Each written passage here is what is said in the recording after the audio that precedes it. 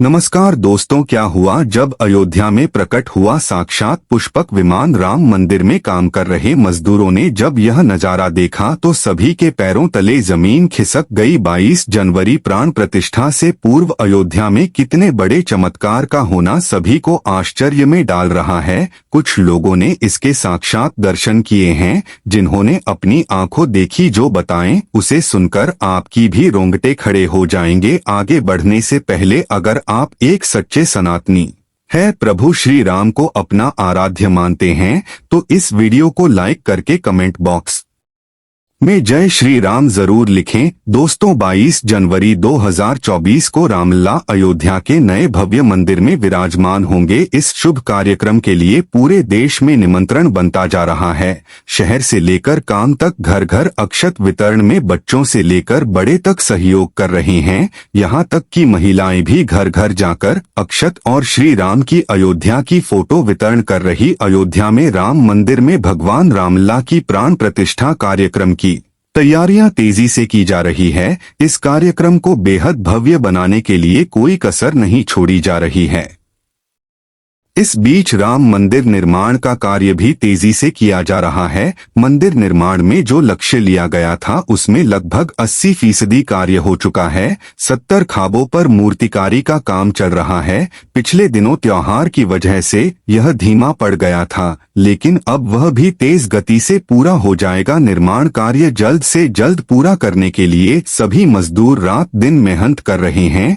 लेकिन 10 जनवरी की रात कुछ ऐसा चमत्कार हुआ जिसे देखकर सभी मजदूरों के होश उड़ गए। रात्रि के समय सब मजदूर अपना काम निपटाकर तंबू में सो रहे थे। उसी समय अचानक से उन्हें वहां कुछ हलचल महसूस हुई। सुरेश नाम के एक मजदूर ने जब तंबू से बाहर जाकर देखा तो उसे राम मंदिर के परिसर कुछ अजीब सी पीली चमकता हुई थी। उसने अपने अपने साथियों को जगाना चाहा, मगर कोई उसके साथ नहीं आया। हिम्मत करके सुरेश जब राम मंदिर परिसर में पहुंचा तो वहां का नजारा बहुत चौंक आने वाला था, क्योंकि वहां पर उसे एक बहुत ही दिव्य चमत्कारी विमान दिखाई दिया, जिसका आकार मोर के समान था, जो दिखने में काफी सुंदर और तेज से परिपूर्ण था। क्योंकि राम मंदिर परिसर में पिछले क्षेत्र में उतर रहा था, लेकिन उसे विमान को नियंत्रित कौन कर रहा था यह समझ नहीं आ रहा था, क्योंकि उसे विमान में इतना तेज था कि सामान्य आंखों से नहीं देखा जा सकता था। लेकिन समझ में कुछ ऐसा आ रहा था मानो स्वयं साक्षात भगवान राम पुष्पक विमान के माध्यम से अयोध्या में उतर रहे हो। सुरेश ने यह चमत्कार अपनी आंखों से देखा, लेकिन अचानक से ही वह बेहोश हो गया, क्योंकि वह उसके तेज को कुछ सहन नहीं कर पा रहा था। सुरेश जब सुबह उठा तो वह उसी स्थान पर मौजूद था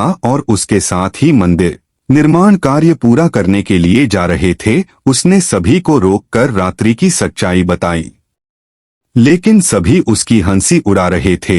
लेकिन सुरेश मन ही मन समझा चुका था कि प्रभु श्री राम अयोध्या आ चुके हैं। यह उसके लिए सौभाग्य था कि उसे इतना सुंदर दृश्य देखने को मिला, जहां शायद उसने साक्षात पुष्पक विमान के दर्शन किए थे। यानी प्रतिष्ठा से पहले अयोध्या प्रकट हुआ साक्षात पुष्पक विमान। दोस्तों, देश के अलग अलग हिस्सों में कई बार अजीब सी आकृति के विमान देखे गए हैं, जिनका संबंध कई बार तो एलियन के साथ जोड़कर भी देखा जाता है। यानी कि अयोध्या में उसे रात्रि को मोर की आकृति का विमान देखना वास्तव में प्रभु श्री राम का ही कोई संदेश हो सकता है। लेकिन क्या यह विमान सचमुच में पुष्पक विमान है? इसकी आखिर क्या गारंटी है? इसे समझने के लिए हमें पुष्पक विमान के रहस्य को अच्छे से इसे समझकर आपको यकीन होगा कि अयोध्या में पुष्पक विमान का प्रकट होना कलयुग का सबसे बड़ा चमत्कार है। रामायण पुष्पक विमान का जिक्र है, जो पहले कुबेर के पास था। इसके बाद रावण ने उसे अपने सौतेले भाई कुबेर से लंका समेत बलपूर्वक हथिया लिया था। फिर रावण इसी के जरिए कहीं भी आता जाता था। रावण को हराने के बाद यह विमान श्री राम के पास आ गया।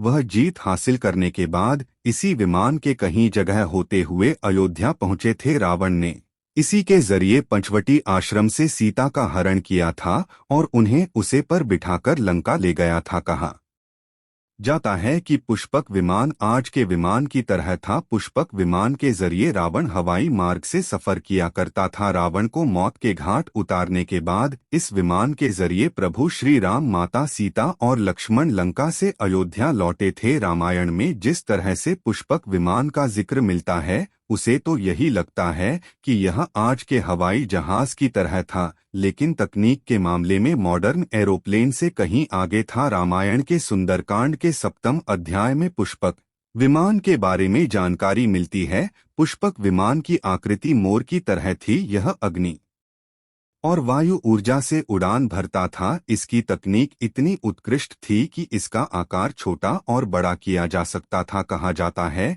कि रावण अपनी पूरी सेना को साथ लेकर इस विमान से उड़ सकता था। पुष्पक विमान अपने चालक की इच्छा के अनुसार गति पकड़ता था। यह मन की गति से उड़ान भर सकता था। विमान में बैठने के लिए कई आसान बने थे। पौराणिक कथाओं के मुताबिक युद्ध के बाद भगवान श्री राम ने विमान का पूजन कर यह दिव्या विमान वापस कुबेर को सौंप दिया। कुबेर ने पुष्पक विमान को भेंट स्वरूप प्रभु श्री राम को दे दिया, जिसके बाद किसी पुष्पक विमान से प्रभु श्री राम, माता सीता और लक्ष्मण अयोध्या पहुंचे। अब दोस्तों, कई हजारों सालों बाद एक बार फिर जब भव्य राम मंदिर का निर्माण हुआ है, तो प्रभु श्री राम अपने भाई लक्ष्मण और मां का सीता के साथ एक बार फिर से अयोध्या धाम पहुंच रहे हैं, वह भी अपने इसी पुष्पक विमान पर, जिसका नजर वहां के मजदूर अपनी आंखों से देख चुके हैं। रामायण के प्रसंग में कहा गया है कि जब माता पिता को हरण करके रावण ले जा रहा था, तो रास्ते में जटायु ने अपने चोंच से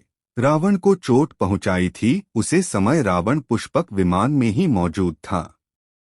इसके बाद रावण ने तलवार से जटायु को लहूलुहान कर दिया था। जटायु घायल होकर जमीन पर गिर गए। जब सीता को खोजते हुए राम पेड़ पौधे और पक्षियों से पूछते जा रहे थे, तो रास्ते में घायल जटायु से मुलाकात होती है। तो जटायु राम से बताते हैं कि रावण सीता को हरण करके किस दिशा में गया है।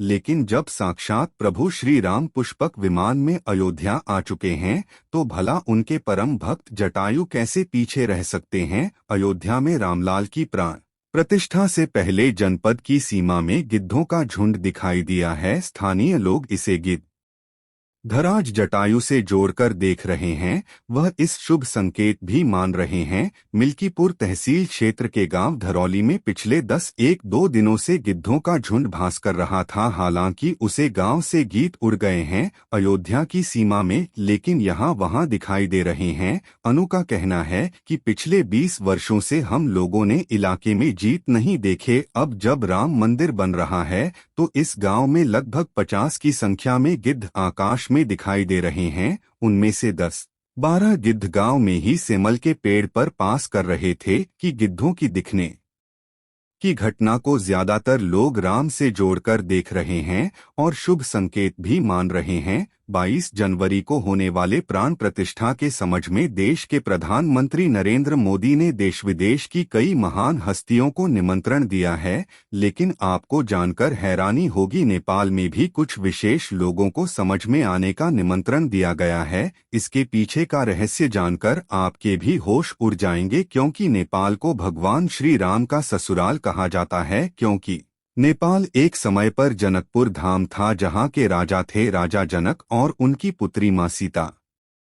वहीं पर भूमि में से प्रकट हुई थी जनकपुर धाम, जिसे मिथिला भी कहा जाता था। मिथिला संस्कृति में यह मानता है कि जब बेटी का गृह प्रवेश होता है, तो उसके मायके से तोहफा और अन्य सामग्री भिजवाई जाती है। ऐसी परंपरा के मुताबिक जब प्रभु राम का मंदिर में गृह प्रवेश होगा, तो सीता जी की ओर नेपाल से अयोध्या उपहार आ रहे हैं, जिसे भर यात्रा का नाम दिया गया है। राम मंदिर की प्राण प्रतिष्ठा के लिए भगवान राम के ससुराल नेपाल के जनकपुर से फल और मेवा के साथ साथ उपहार से सजे 1100 साल आने वाले हैं। इसमें आभूषण, बर्तन, कपड़े और मिठाइयों के अलावा बाहर भी आएगा, जिसमें 51 प्रकार की मिठाइयां, दही, मक्खन और चांदी के बर्तन शामिल होंगे। 22 जनवरी को प्राण प्रतिष्ठा समारोह होने वाला है। इसके लिए श्री राम जन्मभूमि तीर्थ क्षेत्र ट्रस्ट की तरफ से भगवान राम की ससुराल नेपाल के कई गणमान्य लोगों को निमंत्रण पत्र भेजे गए हैं। दोस्तों, आज हम राम मंदिर को बनते हुए देख रहे हैं, यह हमारा सौभाग्य है। लेकिन इस भव्य राम मंदिर के बनने में कई हजार कर सेवकों और राम भक्तों का बलिदान छुपा है। उसे समय आक्रमणकारियों ने काशी मथुरा के साथ ही अयोध्या में भी लूटपाट की और पुजारी की हत्या कर मूर्तियां तोड़ने का कर्मचारी रखा, लेकिन 14वीं तक वह अयोध्या में राम मंदिर को तोड़ने में सफल नहीं हो पाए, क्योंकि हर बार राम मंदिर और अयोध्या की रक्षा करने के लिए आसपास के राजा मदद भेज देते थे। हजारों साधुओं ने भी मंदिर की रक्षा के लिए अपने प्राणों की आहुति दे दी। विभिन्न आक्रमणों को झेलते हुए श्री राम की जन्मभूमि पर बना भव्य मंदिर 14वीं शताब्दी तक बचा रहा। कहते हैं कि सिकंदर लोदी के शासनकाल दौरान यहाँ भव्य मंदिर मौजूद था। 14वीं शताब्दी में हिंदुस्तान पर मुगलों का अधिकार हो गया और उसके बाद ही राम जन्मभूमि एवं अयोध्या को नष्ट करने के लिए कई अभियान चलाए गए। 1527 और 28 में इस भव्य मंदिर को तोड़ दिया गया और उसकी जगह बाबरी ढांचा खड़ा किया गया। कहते हैं कि मुगल साम्राज्य के संस्थापक बाबर के एक सेनापति ने बिहार अभियान के समय अयोध्या में श्री राम के जन्मस्थान पर स्थित प्राचीन और भव्य मंदिर को तोड़कर एक मस्जिद बनवा। 1885 को हिंदू महंत रघुवर दास ने पहली बार इस मामले को फैजाबाद के न्यायाधीश पंडित हरिकिशन के सामने रखा था। इस मामले में कहा गया था कि मस्जिद की जगह पर मंदिर बनवाना चाहिए, क्योंकि वह स्थान प्रभु श्री राम का जन्म स्थान है। वर्ष 1947 में भारत सरकार ने मुसलमान को विवादित स्थल से दूर रहने की और मस्जिद के मुख्य द्वार पर ताला लगा दिया गया, जबकि हिंदू श्रद्धालुओं को एक अलग जगह से प्रवेश दिया जाता रहा। लेकिन सन 1917 में एक ऐसा चमत्कार हुआ जिसे देखकर मुसलमान की भी आंखें खुल गई। यह रामलला का बहुत बड़ा चमत्कार था कि मस्जिद के अंदर से अचानक ही रामलाल की मूर्ति प्रकट हो गई। कुछ कट्टरपंथियों का कहना था कि कुछ हिंदू दलों ने रात्रि के समय चुपके से यहाँ पर मूर्तियां रखी है। 1940 में भगवान राम की मूर्तियां मस्जिद में पाई गई। मुसलमान ने इस पर विरोध व्यक्त किया और दोनों पक्षों ने अदालत में मुकदमा तैयार कर दिया। सरकार ने इस स्थल को विवादित घोषित करके ताला लगा दिया। 30 अक्टूबर 1990 को हजारों राम भक्तों ने मुख्यमंत्री मुलायम सिंह यादव द्वारा कड़ी की गई अनेक बढ़ाओं को पार कर अयोध्या में प्रवेश किया और विवादित ढांचे के ऊपर भगवा ध्वज फहरा दिया। लेकिन 2 नवंबर 1990 को मुलायम सिंह यादव ने कर सेवकों पर गोली चलाने का आदेश दिया, जिसमें सैकड़ों राम भक्तों ने अपने जीवन की आहुतियां दी। सरयू तट राम भक्तों की लाशों से भर गया था। इस मिशन से हत्याकांड के बाद अप्रैल 1991 को उत्तर प्रदेश के तत्कालीन मुख्यमंत्री मुलायम सिंह यादव को इस्तीफा देना पड़ा। उसे समय कोठारी बांधों के बलिदान की चर्चा खूब रही। दिसंबर 1992 को जब विवादित ढांचा गिराया गया, उसे समय राज्य में कल्याण सिंह की सरकार थी।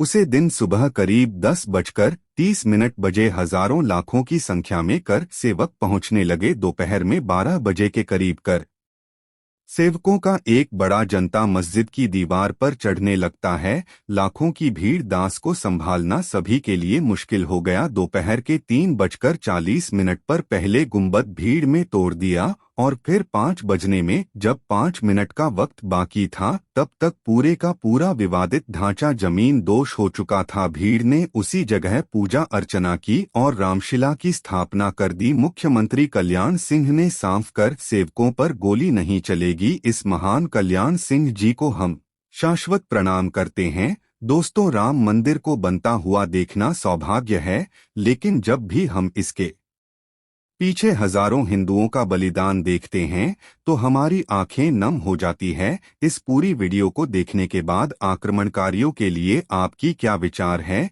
इसे कमेंट बॉक्स में जरूर बताइएगा। हमारे महान शहीदों के लिए आपकी श्रद्धांजलि नीचे कमेंट बॉक्स में जरूर दीजिएगा। जय श्री राम।